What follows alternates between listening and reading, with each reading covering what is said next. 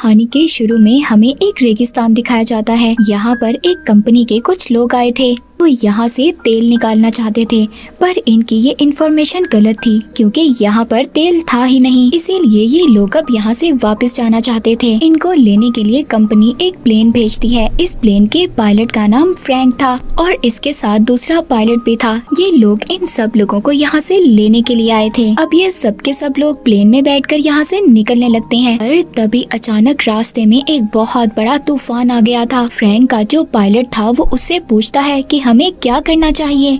Frank कहता है कि अगर हम लोग वापस गए तो हमें फिर वहाँ जाकर फ्यूल का इंतजार करना होगा क्योंकि हमारे पास इतना फ्यूल नहीं है कि हम दोबारा से प्लेन को उड़ा सकें। फ्रैंक अब अपने प्लेन को उस तूफान में ही ले जाता है और ऊपर की तरफ उड़ाता है, पर इनके प्लेन में वजन कुछ ज्यादा था जिसकी वजह से रेत का तूफान प्लेन के इंजन को खराब कर देता है। फ्रैंक यहाँ पर सबसे कहता है कि हमें इमरजेंसी लैंडिंग करनी होगी, पर प्लेन को नीचे उतारना इतना आसान नहीं था क्योंकि फ्रैंक को उस तूफान की वजह से कुछ भी नजर नहीं आ रहा था। और जब वो प्लेन को अब नीचे उतारता है तभी उसका प्लेन एक चट्टान से टकरा जाता है जिससे उनके प्लेन का पिछला हिस्सा अलग हो गया था और उनका एक मुसाफिर भी प्लेन से नीचे गिर जाता है और वो मर जाता है। तभी इनका प्लेन रेगिस्तान में घिसटता हुआ गिरता है और तभी इनको पता चलता है कि इनके दो और मुसाफिर भी मर चुके थे, पर अभी भी ये प्लेन से बाहर नहीं जाते क्योंकि अभी भी बाहर तूफान था। जब तूफान रुक जाता है और ये लोग बाहर आकर देखते हैं तूफान तो अब रुक चुका था मगर उनका प्लेन रेत में ही दफन हो गया था। थोड़ी देर बाद इनका प्लेन भी अब नजर आने लगा था। ये लोग अब उस तूफान की वजह से उसी रेगिस्तान में फंस चुके थे और इनके पास वापस जाने का भी कोई रास्ता नहीं था। ये लोग वहाँ पर अपने खाने की चीजों को भी चेक करते हैं जिनसे इन्हें पता चलता है कि इनके पास 1 महीने तक का खाने पीने का सामान मौजूद था। तभी एक आदमी फ्रैंक से कहता है कि मैं यहाँ से पैदल ही जाऊंगा। दरअसल इस रेगिस्तान से निकलने के लिए इनको 200 मील का सफर तय करना था और जो आदमी यहाँ से जाना चाहता था वो कहता है कि क्योंकि मैं ज्यादा वक्त सफर पर रहता हूँ इसीलिए यहाँ से पैदल जा सकता हूँ, क्योंकि इसकी वजह ये थी कि अब यहाँ पर रेडियो भी काम नहीं कर रहा था और इनको मदद की भी जरूरत थी। वहाँ एक आदमी इसी आदमी से कहता है कि तुम पागल हो गए हो, ये जुलाई का महीना है और तुम जानते हो रेगिस्तान में इस महीने में कितनी सख्त गर्मी होती है, तुम मर जाओगे। पर वो आदमी किसी की भी सुनने को तैयार नहीं था। वो कहता है मैं रात को सफर करूंगा, लेकिन जब फ्रैंक उसको समझाता है तब वो आदमी समझ जाता है और सफर का इरादा छोड़ देता है। अब रात हो चुकी थी। रात को भी बहुत तेज तूफान आता है। तभी इनका एक आदमी जब वॉशरूम के लिए उठता है तो वो उस तूफान की वजह से नीचे गिर गया था। वो आवाज भी लगाता है, चीखता है मदद के लिए, पर कोई भी नहीं सुनता। सुबह जब सब उठते हैं तो देखते हैं इनका एक साथी गायब था।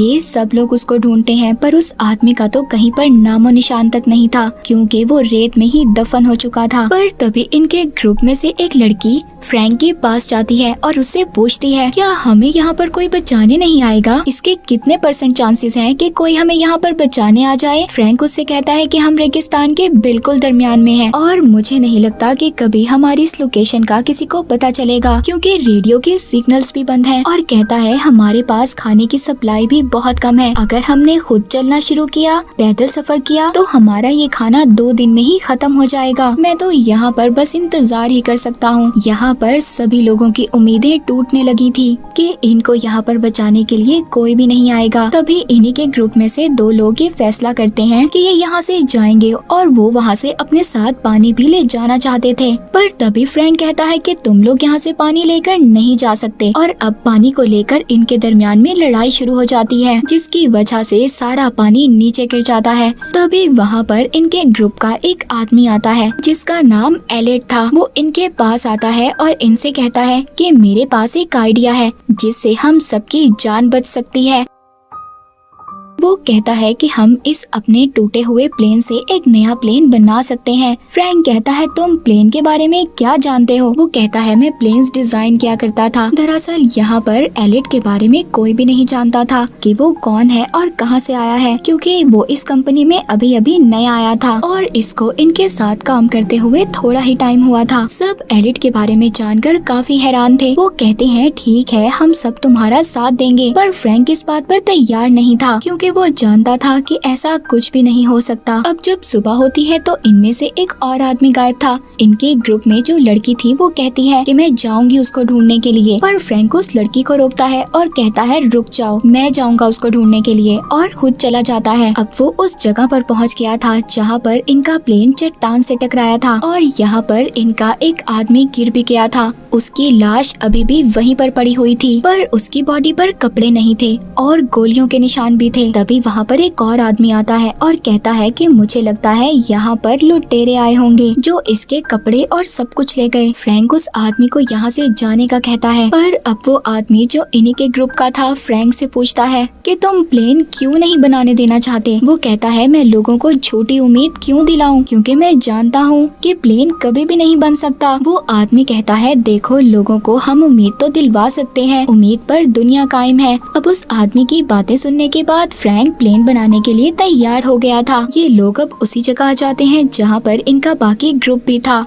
अब ये सब लोग प्लेन बनाना शुरू करते हैं, पर ये लोग रात को काम करते थे क्योंकि दिन में इधर बहुत गर्मी थी। पर इनकी परेशानी यहाँ पर तब बढ़ती है जब एक दिन वेल्डिंग करते हुए कुछ चिंगारियाँ इनके फ्यूल पर गिर जाती हैं, जो इन्होंने वहाँ पर आग जलाने के लिए रखा हुआ था। वो सारा फ्यूल बर्बाद हो गया था। अब बहुत थोड़ा फ्यूल बचा था, इसीलिए अब ये लोग रात की बजाय दिन में ही काम करने का फैसला करते हैं। इन्होंने जो अपने पुराने प्लेन से नया प्लेन बनाना था उसके अब पर को जोड़ना था।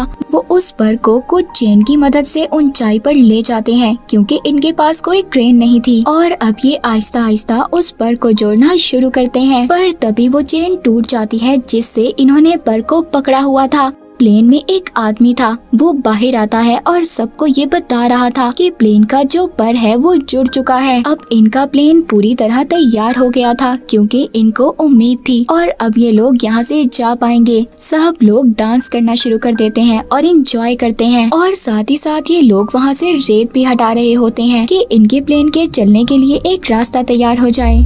लेकिन ये सब इनके लिए इतना आसान नहीं था। एक दिन वहाँ पर बिजली का बहुत बड़ा तूफान आ जाता है। सब लोग वहाँ से भाग रहे थे, मगर एलिट वहाँ से नहीं जाता क्योंकि वो किसी भी कीमत पर अपने प्लेन को खराब होने नहीं देना चाहता था, क्योंकि उसने उस पर इतनी मेहनत जो की थी। तभी फ्रैंक आकर उसको पीछे धक्का देता है जिससे कि वो एलिट को बचा लेता है, क्योंकि वो उसे कुछ भी नहीं होने देना चाहता था। अगर एलिट को कुछ हो जाता तो इनके प्लेन का क्या होता। ये लोग यहाँ पर अपने प्लेन का नाम फिनिक्स रखते हैं, पर अभी भी इन्हें अपने प्लेन पर बहुत सारा काम करना था। एक रात वो एक दूरबीन से कुछ दूर लोगों को देखते हैं जो टेंट लगाकर सो रहे थे। दरअसल ये स्मगलर्स थे। इनको रेगिस्तान के लुटेरे भी कहा जाता था, जो वहाँ आने वाले लोगों को लूट लिया करते थे। पर फ्रैंक के साथियों को इन लोगों के बारे में कुछ भी नहीं पता था। फ्रैंक कहता है कि हमें उन लोगों से पानी की मदद मांगनी चाहिए। एलिट उसको मना करता है, पर वो नहीं सुनता। वो अपने कुछ साथियों को लेकर पानी की मदद लेने जाता है,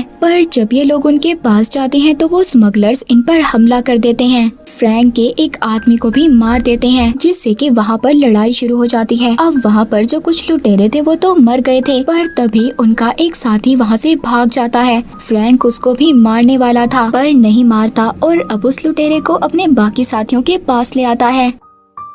सब कहते हैं इसे मार दो। फ्रैंक सबको रोकता है, तभी एलिट आकर उसको मार देता है। फ्रैंक उसको इस बात पर बहुत डांट रहा था। तभी एलिट उससे कहता है ये सब तुम्हारी वजह से हुआ है, तुम पायलट थे, तुम हमें बचा सकते थे, पर तुमने ऐसा नहीं किया। फ्रैंक को भी गुस्सा आ गया था। वो एलिट को एक मुक्का मारता है जिससे कि वो नीचे गिर गया था। एलिट भी इन सब बातों से बहुत ज्यादा नाराज हो जाता है क्योंकि फ्रैंक ने सबके सामने उसकी बेइज्जती कर दी थी। एलिट गुस्से में कहता है कि अब मैं प्लेन नहीं बनाऊंगा। मैं इतनी मेहनत करता हूँ और तुम लोग जरा सा भी काम नहीं करते। उनके ग्रुप की एक लड़की एलिट के पास आती है और उससे रिक्वेस्ट कर रही थी, प्लीज मान जाओ ना, तुम्हारे बगैर हम लोग कैसे काम करेंगे, हम नहीं कर सकते। एलिट अब ये शर्त रखता है कि अगर फ्रैंक मुझसे माफी मांगेगा मैं तभी काम करूंगा। फ्रैंक भी उससे माफी मांगता है। एक दिन ये लोग दूरबीन से देखते हैं जो लुटेरा भाग गया था वो अपने बाकी साथियों को लेकर वापिस आ गया है, पर वो इन पर हमला नहीं करते क्योंकि इनके पास गन्स नहीं थी। फ्रैंक ने उन लुटेरों से सभी गन्स ले ली थी जो कि फ्रैंक और उसके साथियों के पास थी। वो लुटेरे ये जानते थे कि इनके पास खाने पीने का सामान बहुत कम रह गया है। वो इसी बात का इंतजार कर रहे थे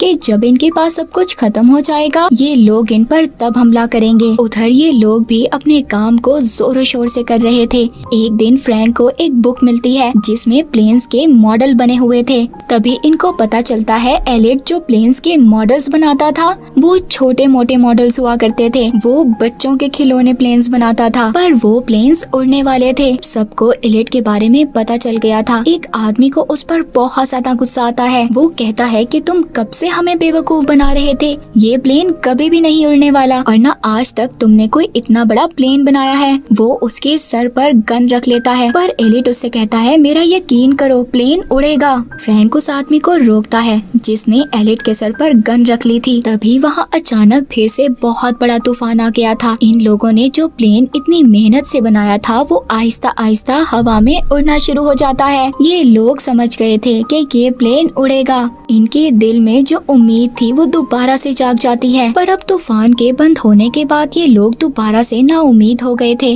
फ्रैंक सबसे कहता है कि प्लेन उड़ेगा। ये सभी लोग प्लेन को रेत से निकालते हैं, उस जगह पर लेकर आ जाते हैं जहाँ पर रेत नहीं था। प्लेन को स्टार्ट करते हैं। प्लेन स्टार्ट हो गया था और अगले ही पल वो बंद भी हो जाता है। पर थोड़ी ही देर बाद उनका प्लेन दोबारा से स्टार्ट हो जाता है मगर तभी उसके इंजन की आवाज सुनकर वहाँ पर वही लुटेरे आ गए थे जो वहाँ पर छुपे हुए थे और कब से इनको लूटने का इंतजार कर रहे थे। वो अपने घोड़ों पर गन्स लेकर इनको मारने के लिए आए थे पर ये सब के सब प्लेन के ऊपर चढ़कर उसके ऊपर लटक जाते हैं। दरअसल प्लेन का डिजाइन ऐसा था कि इसके अंदर किसी के भी बैठने की जगह नहीं थी, इसीलिए ये सब के सब ऊपर लटक गए थे। इनका प्लेन अब आहिस्ता आहिस्ता आगे बढ़ना शुरू करता है पर पीछे से लुटेरे इन पर गोलियां चला रहे थे। इनको कोई भी गोली नहीं लगती और तभी इनका प्लेन एक गहराई में जाकर गिर जाता है। उन लुटेरों को ऐसा लग रहा था कि ये सब के सब मर गए पर थोड़ी देर बाद इनका फिनिक्स आसमान में उड़ने लगता है। ये सब के सब बहुत ज्यादा खुश थे